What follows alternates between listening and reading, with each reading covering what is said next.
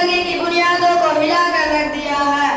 سینکڑوں ہزاروں گھروں کو تباہ و برباد کر دیا ہے اور کتنے ہی جذبات کو مسل کر رکھ دیا ہے۔ یہ وہ بیماری ہے جسے آپ جہیز کے نام سے یاد کرتے ہیں۔ میں نے خطبہ کے بعد ایک حدیث شریف پڑھی ہے، اس میں حضور پر نور محمد عربی صلی اللہ علیہ وسلم کا پاک ارشاد ہے کہ